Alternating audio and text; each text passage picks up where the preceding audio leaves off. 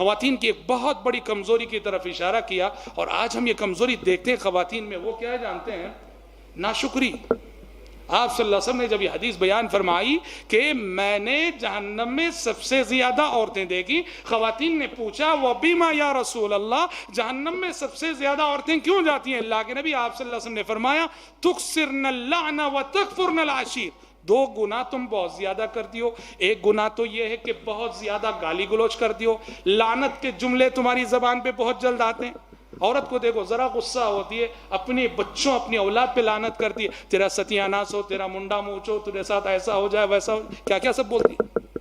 سمجھنا چاہیے ماں ہے، اور ماں باپ کسے کہتے ہیں؟ جن کی دعائیں اولاد کے حق میں قبول ہو جاتی ہیں۔ پیارے نبی نے فرمایا لا تدعوا علی اموالکم ولا علی اولادکم لا توافقوا من اللہ ساعتا لا يسأل فيها شيئا الا اعطا۔ لوگو اپنے مال پہ بد دعا نہ کرو، اپنے آپ پہ بد دعا نہ کرو، اپنی اولاد پہ بد دعا نہ کرو، کیونکہ دن اور رات کے جو 24 گھنٹے ہیں، ان 24 گھنٹوں میں ایک ایسی گھڑی اللہ نے رکھی ہے، اس گھڑی میں ہونے والی دعا قبول ہو کے رہتی ہے۔ پیارے نبی نے کہا کہ کہیں ایسا نہ ہو کہ تمہاری یہ بد دعا اس گھڑی میں ہو جائے اور تم اپنے ہاتھوں اپنی اولاد کی بربادی کا سبب بن جاؤ۔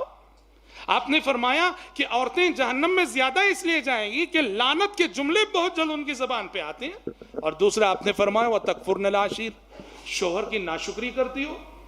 ہاں پیارے نبی نے، الادب المفرد کی روایت ہے، پیارے نبی نے کہا ناشکری کیسی؟